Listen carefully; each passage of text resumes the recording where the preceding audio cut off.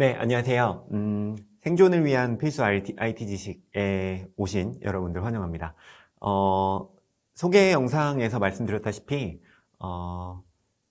비전공자들이 알아야 하는 반드시 필수적인 IT 지식을 설명해 드리는 이번 시간이 될 거예요. 그래서 파트 1과 2와 3 이렇게 쭉 나눠져 있는데, 일단 초반부, 즉 파트 1에는, 여러분들한테 어떤 지식까지, 어느 정도 수준의 지식까지를 알아야 되는지, 그래서 그 지식을 설명해 드리는 시간이 될 겁니다.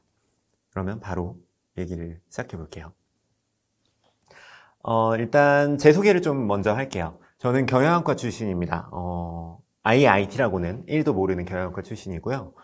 저는 대학교를 다니면서 약간 병에 하나 걸렸어요. 무슨 병이냐면 창업병이라고. 이제 아마 이 강의를 들으시는 몇몇 분들도 아마 그 병에 걸려서 지금 뭐 열심히 살아가고 계시는 분들도 계실 텐데 저도 그때쯤이었던 것 같아요. 창업병에 걸려가지고 졸업하고 나서 뭔가 해봐야겠다. 나도 뭔가를 해보고 싶다라는 그 꿈과 희망에 부풀어서 시작을 했습니다. 근데 너무 안타깝게도 저는 진짜 아무것도 몰랐고요. 기술에 대해서는 전혀 아무것도 모르는 그냥 경영만, 기획만 할 수 있는 사람이었고요. 그래서 어쩔 수 없이 이제 주변에 있는 분들이나 혹은 주변에 있는 혹은 다른 회사들의 도움을 받는 수밖에 없었어요. 2012년도에 제가 처음으로 하려던 서비스는 그 캘린더 서비스인데요. 요즘에는 뭐 구글 캘린더나 네이버 캘린더들 다 쓰시잖아요. 그런 캘린더 서비스를 하려고 했습니다. 캘린더에서 그때 중요하게 생각했었던 거는 제가 생각하기에는 공유.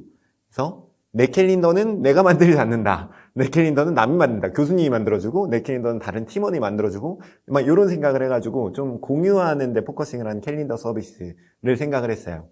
물론 다시 말씀드리면 저는 개발을 1도 몰랐고요. 그래서 디자이너분 모시고 개발자분 모시고 으쌰으쌰해서 시작을 했어요. 그때 이제 개발자분을 모시고 얘기를 했었던 내용을 좀 가져왔는데 제가 이제 이런 얘기를 했어요. 개발자분한테 누구누구 씨 그 일정끼리 공유가 될 때 이제 캘린더에 컬러가 좀 표시됐으면 좋겠다. 즉 어떤 캘린더인지 뭐 교수님 만드신 캘린더인지 뭐 조교가 만든 캘린더인지 내가 만든 캘린더인지 누가 만든 캘린더인지 어떤 컬러가 좀 다르게 표시가 됐으면 좋겠다. 이런 내용이었는데 그때 이제 개발자분이 이렇게 얘기해 주시더라고요. 지금은 컬러 값이 DB에 없어서 테이블을 좀 바꿔야 될 것 같아요. 뭐 이런 식으로 얘기를 해 주시는 거예요. 일단 이 얘기를 듣고 도대체 DB는 뭐고 도대체 테이블은 뭐지? 라는 의구심이 생겼고 무슨 말인지는 전혀 못 알아듣겠지만 그래도 뉘앙스를 보건대 안 된다는 뉘앙스는 아니어서 된다는 뉘앙스인 것 같아서 그러면 뭐 감사합니다. 열심히 해주세요. 뭐 저는 뭐 믿습니다. 하고 이제 넘어갔어요. 근데 이제 시간이 좀 더 흘러서 제 생각에 기획자인 저의 생각에는 이전에 말했던 기획과 굉장히 비슷한 기획이었어요. 컬러가 다르게 표시가 되니까 그 컬러를 사용자들이 수정할 수 있게 해줬으면 좋겠다. 그냥 오직 수정만 하나 들어가 있는 거였거든요. 근데 이제 저번에는 DB랑 테이블 얘기하면서 될 것 같은 뉘앙스로 얘기해 주시던 그분이 이 기획에는 처음부터 이제 뉘앙스가 뭔가 안 될 것 같은 뉘앙스가 막 나오는 거예요. 그건 좀 힘들다. 개발에는 이렇게 쉬운 게 아니다.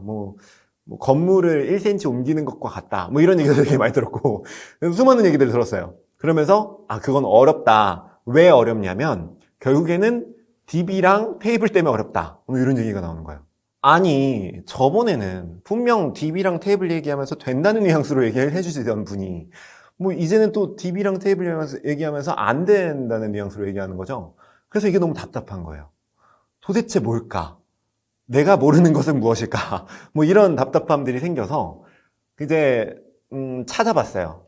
보통 이제 기획이나 이제 경영학과나 다른 비전공자들은 우리에겐 익숙한 친구가 있잖아요. 우리 인터넷이라는 친구가 있잖아요. 그 인터넷을 뒤져보면 그래도 우리는 그 디지털 세대에서 계속 살아왔으니까 뭔가 이해할 수 있지 않을까라는 기대감을 품고 찾아봤어요. 그러면 이제 요런 화면이 나오거든요. 요런 화면이 나오는데 테이블, 데이터베이스 이제 요걸 찾아본 거죠. 위키백과를 보면 이런 식으로 나와요. 제가 읽어볼게요, 한번. 관계형 데이터베이스와 플랫 파일 데이터베이스에서 테이블은 세로줄과 가로줄의 모델을 이용하여 정렬된 데이터 집합의 모임이다. 이게 분명 한글인데 분명 한글로 적혀 있는데 일단 세로줄도 알겠고 가로줄도 알겠는데 이게 합쳐 있으니까 무슨 말인지 모르겠고 도대체 모델은 무엇이며 데이터의 집합의 모임이래요. 집합이랑 모임은 같은 말 아닌가? 뭐 이런 생각들. 아, 혹시 내가 이 관계형 데이터베이스 이 말을 몰라가지고 이걸 못 알아듣는 건가 싶어서 연결되어 있는 링크, 여기로 이제 찾아 들어가는 거죠. 들어가서 읽어보면 또 이런 얘기가 나와요. 관계형 데이터베이스. 키와 값들의 간단한 관계를 테이블화시킨. 저는 테이블에서 여기로 넘어왔는데 여기를 읽다 보면은 테이블이 나와요. 일단 키와 값도 뭔 말인지 모르겠는데 테이블화 시켰다는 말을 듣고 아 그래 무슨 말인지 모르겠다 라고 해서 접었던 기억들. 이게 제가 공부했었던 방법입니다. 혹시 읽고 또 읽으면 답이 보이지 않을까 싶어서 프린트를 계속했어요. 한 300페이지 정도 프린트를 쭉 하고 정말 읽고 또 읽었어요. 근데 봐도 모르겠더라고요. 보고 또 봐도 모르겠더라고요. 계속 봐도 뭔지 모르겠더라고요. 기획자들은 혹은 비전공자들은 제가 기획자였을 때는 무슨 고민을 하게 됐냐면 이런 고민을 하게 됐어요. 도대체 무슨 말일까? 라는 고민을 하나 하게 됐고 그리고 두 번째는 내가 도대체 뭘 얼마나 공부해야 저 말들이 이해할 수 있을까? 나는 이해하고 싶은데 도대체 뭘 공부해야 되는 건가? 일단 위키백과는 아니고 네이버 지식백과 봐도 뭔지 모르겠어요. 뭐 다른 개발자분들이 설명해 주시는 거 들어봤죠. 근데 무슨 말인지 모르겠어요. 나는 뭘 더 공부해야 되는 거지? 내가 뭔가 부족한 것 같은데 이런 고민을 하게 됐어요. 그래서 이거 가지고 물어보고 다녔어요. 뭐 특히 위에 있는 개발자분이랑도 굉장히 많이 얘기를 했고요. 뭘 공부해야 되냐? 뭘 배워야 하냐? 내가 뭔가 부족해 보이는데 나도 이해하고 싶다. 뭘 해야 되냐? 물어보니까 이렇게 얘기를 많이 해주시더라고요. 제가 진짜 많이 들었던 말이에요. C를 배워봐라. 진짜 많이 들었어요. 자바를 배워봐라. 이거 진짜 많이 들었어요. 그리고 요즘에 이제 마법의 단어 하나 있죠. 파이썬을 배워봐라. 아마 뭐 제 강의를 들어오시기 전에 파이썬을 공부해 보신 분들도 많이 계실 거라고 생각해요. 제가 최근에 이제 마케팅 어떤 포럼 같은 거를 한번 갔다 온 적이 있는데 거기 이제 주된 주제가 이제 데이터 분석, 데이터 관련된 어떤 뭐 빅데이터 뭐 이런 얘기들을 하는데 파이썬이 빠지지 않고 나오더라고요. 파이썬, 뭔가 이걸 배우면 개발자와 일하는데 소통하는데 왠지 뭔가 도움이 될 것 같은 그런 단어. 시작하는 건 파이썬이 항상 다 좋대요. 시작하는 거는 파이썬 언어를 배우래요. 이런 언어 저도 되게 많이 들었어요. 그리고 최대한 열심히 발버둥을 한번 쳐봤습니다. 어떻게든 안 배우고자. 저는 개발자가 되고 싶은 게 아니었거든요. 개발을 공부했었던 그 4년을 공부했었던 사람들, 그 사람들이랑 경쟁하고 싶지도 않았고 굳이 이기고 싶지도 않았어요. 저는 경영학과고 저는 기획을 하고 싶었어요. 그래서 계속 고민이 되더라고요. 배워야 되나? 싫은데 배워야 되나? 근데 그 당시만 해도 대안이 없었어요. 다른 대안이 없었습니다. 그래서 C부터 사실 C는 그래도 발버둥 치느라 안 배웠고요. 자바부터 공부했습니다. 그래서 제가 2013년도에 배웠던 것이 일단 자바부터 공부를 했고 그 전에 무슨 XML 뭐 까짝까짝 걸고 이랬는데 별로 깊게 공부는 안 했고 이때부터 좀 본격적으로 시작을 했어요.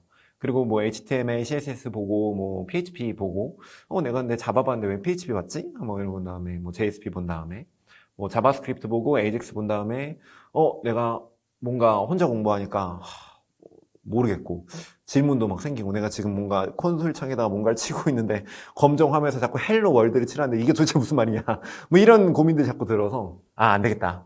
이거는 진짜 교수님이 있어야겠다. 뭐 공부가 재미없는 것도 아니고 나름 개발의 적성에 맞았나 봐요. 그래서 아예 학교를 들어갔습니다. NHN에서 만든 넥스트라는 학교가 있었는데 거기 들어가서 이제 한 1년 반에서 2년 정도 정말 죽어라 공부했어요. 죽어라 C부터 다시 배우고 자바 배우고 거기서 먹고 자고 하면서 진짜 먹고 자고 자는 시간 빼고 계속 코딩했었던 것 같아요. 물론 좀 놀고 하는 것도 빼고 어찌됐건 계속 한 코딩만 죽어라 팠습니다. 그리고 이제 다시금 생각이 들더라고요. 끝나고 나서 이제 저는 기획자로 일을 했거든요. 근데 기획자로 일을 하면서 보니까 기획자가 해야 될 일들이 굉장히 많은 거예요. 제가 무슨 일을 했나라고 생각해 보면 요런저런 일을 했어요. 뭐 플로우맵을 만들기도 하고 설계를 하기도 하고 스토리보드를 만들기도 하죠. 보통 이제 기획하시는 분들이 이제 스토리보드를 만든 다음에 그 디자이너 분들한테 넘겨서 UI를 디자인을 하고 그리고 그걸 이제 개발자분들한테 설명하면서 뭐 진행하고 막 이렇게 되잖아요. 저도 똑같은 걸 했거든요. 뭐 PM이라고 하는 직군, 뭐 기획이라고 하는 직군, 거기에서 이제 일을 했습니다. 그러면서 보니까 되게 바쁜 거예요. 뭔가 너무 바빠요. 할 게 되게 많아요. 그러면서 이 일을 하는 와중에 다시금 이제 생각이 들더라고요. 과연 이 모든 일 과정 속에서 내가 C 언어를 쓴 적이 있나? 저는 이제 파이썬, 뭐 C 언어, 자바, 뭐 PHP 뭐 이런 것들을 공부를 했는데 그때 이제 for문, 뭐 if문 이런 걸 배웠거든요. 스위치 이런 걸 배웠어요. 근데 제가 기획하면서 단 한 번이라도 이걸 쓴 적 있나? 이 한 번이라도 제가 저는 C 언어의 포인터의 개념을 배웠는데 이 포인터의 개념을 쓴 적이 있나? 없더라고요. 한 번도 없었어요. 근데 왜 그때 그 개발자분은 저한테 C 언어를 배워봐라고 얘기했을까요? 저는 왜 자바를 공부했을까요? 자바를 배워봐 얘기를 진짜 많이 들었거든요. 분명 기획을 하면서 이걸 한 번도 쓴 적이 없는데 왜 비전공자들은 C를 배워봐, 파이썬을 공부해봐, 왜 자꾸 이런 얘기를 듣고 있을까? 라는 고민이 생기더라고요. 그런 질문, 그런 궁금증이 생기더라고요. 경영학을 공부하고 개발을 공부하고 기획 일을 하니까 다시금 생각이 들었어요. 나름 제가 2012년도에 아무것도 몰랐었을 때 기획 일을 하던 저와 그리고 개발을 공부해서 어느 정도 돌아가는 흐름을 알고 난 다음에 기획 일을 하던 그 채원형은 완전 다른 사람이었어요. 완전 다르더라고요. 그래서 저는 기획 일을 하면서 좀 명확해졌어요. 이래서 배워야 되는구나. 배워야 되네. 왜 그러냐면 이렇기 때문이라고 생각해요. IT 회사에는 어떤 서비스를 진행하는데 완벽하게 설계를 해놓고 설계를 끝마쳐 놓고 실행하는 경우들이 없어요. 그리고 그렇게 하면은 성공하지 못한다라고 얘기를 하죠. IT 비즈니스는 사이클이 너무 빨라요. 진짜 너무 빠른 사이클이 너무 빠르게 너무 많이 바뀌어요.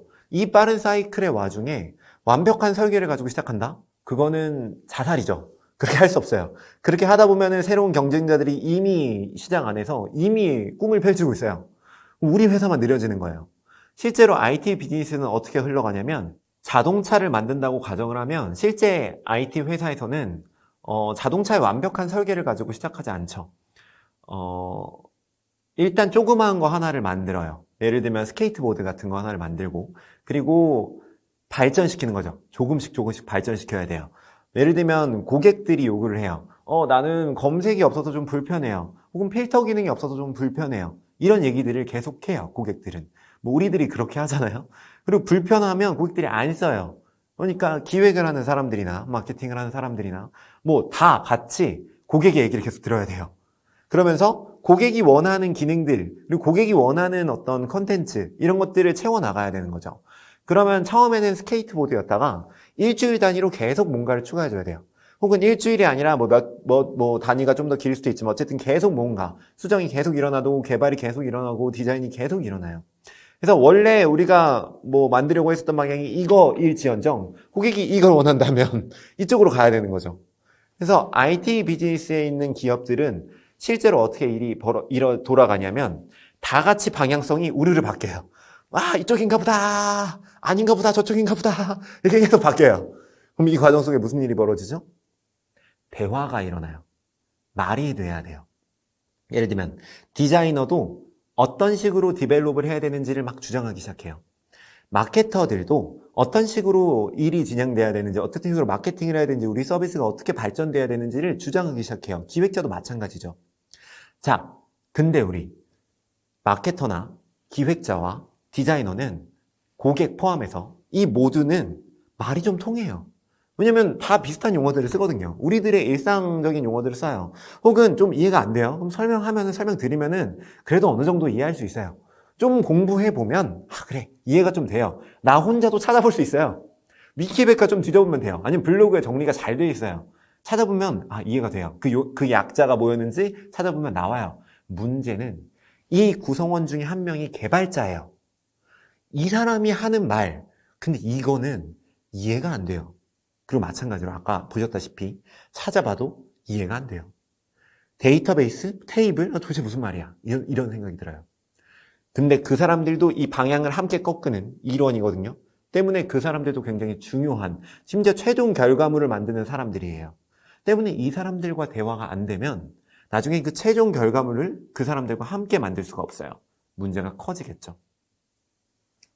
실제로 이제 비전공자들은 개발 지식을 저는 공부해야 된다고 생각합니다. 근데 그게 프로그래밍 언어는 아닌 것 같아요. 저는 C부터 배웠어요. 저는 자바부터 공부를 했어요.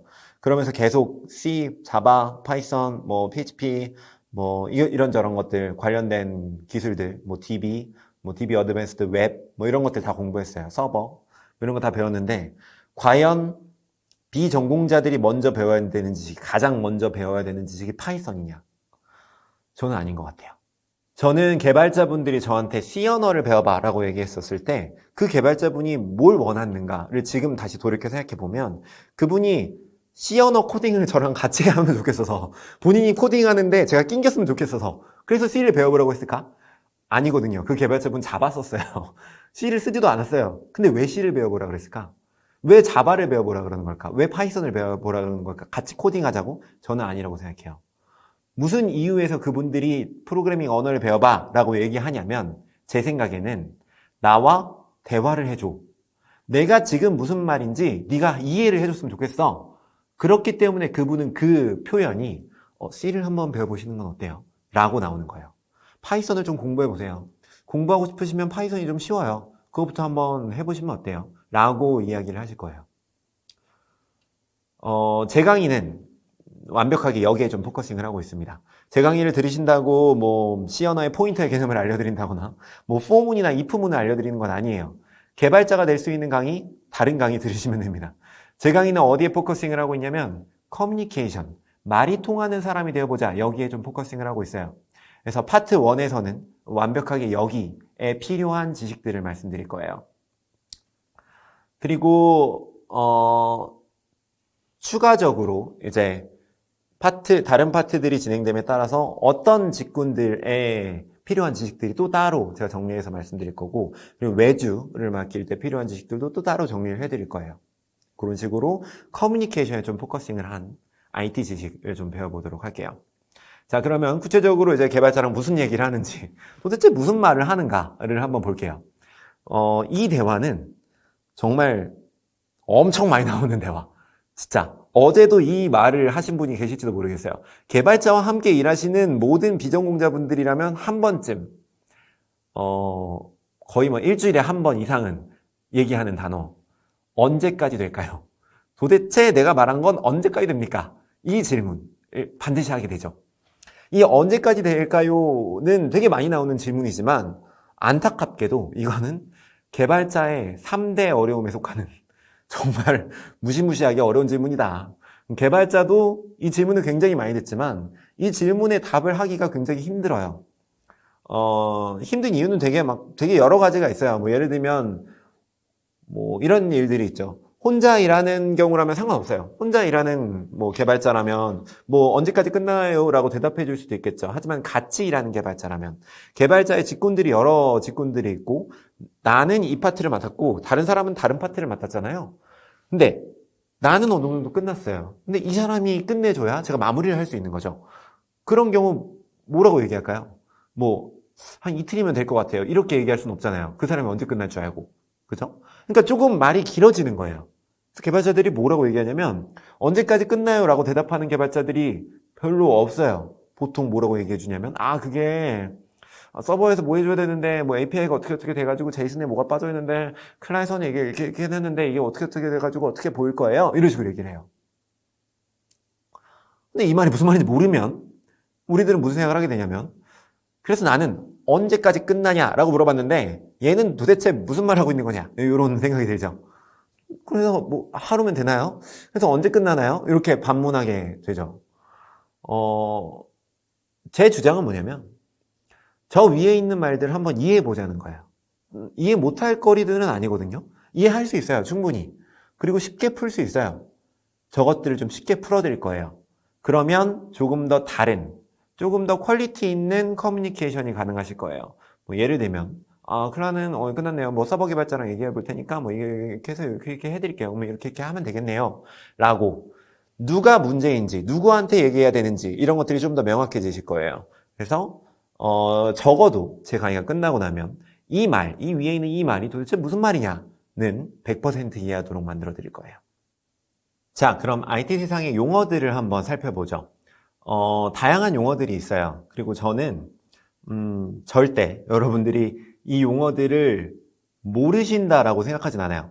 그러니까 안 들어보셨다라고 생각하진 않아요. 아마 한 번씩 개발자분들이랑 리액트 그건 뭐예요? 뭐 PHP 그게 뭐예요? 이런 식으로 혹은 앵귤러.js 그게 뭐예요? 이런 식으로 얘기를 한 번씩 나눠보셨을 거라고 생각해요.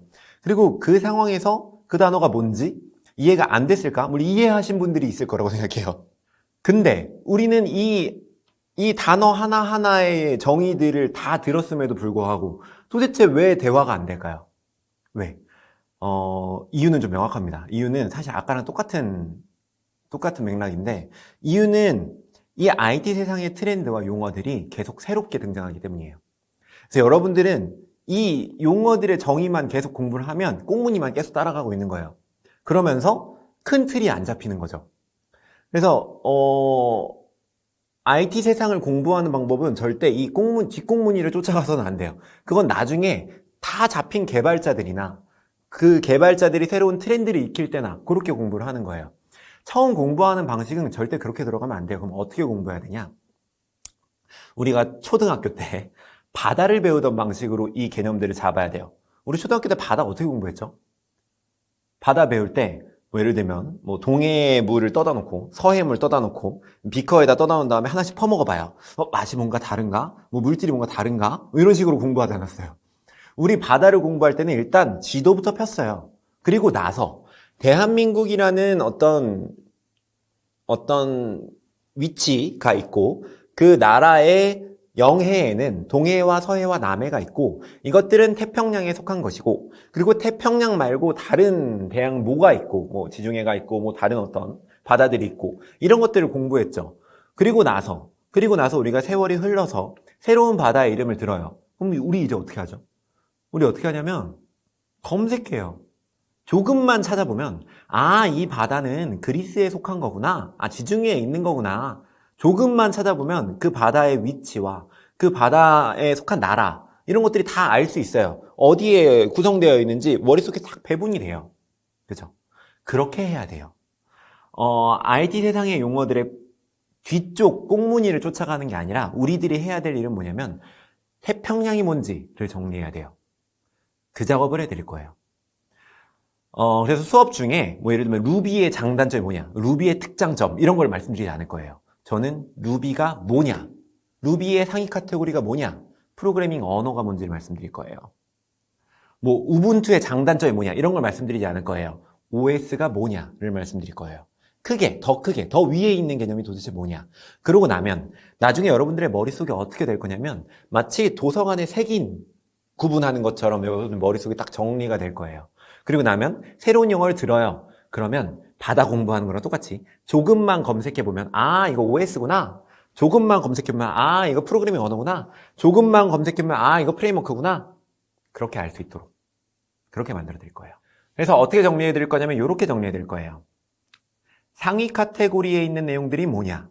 그래서 이 위에 있는 개념들 그리고 그 개념들 간의 관계를 말씀드릴 거고, 그리고 개발자들이 이제 직군별로 나눠져 있는데 이 직군별로 나눠져 있는 개발자들이 서로 사용하는 용어들이 뭔지, 그리고 이 서로 소통을 할 때 쓰는 용어들은 또 뭔지, 이런 것들을 정리해 드리는 시간이 될 거예요. 그러면 끝이냐? 안타깝게도 그러면 끝나지는 않아요. 제 생각에는 추가적으로 이제 몇 가지가 더 필요해요. 뭐가 더 필요하냐라고 하면 일단 크게는 공부하려고 하는 서비스, 그러니까 내가 커뮤니케이션 하려고 하는 서비스에 대한 분석이 필요해요. 근데 그 분석은 이제 제가 해드릴 수는 없어요.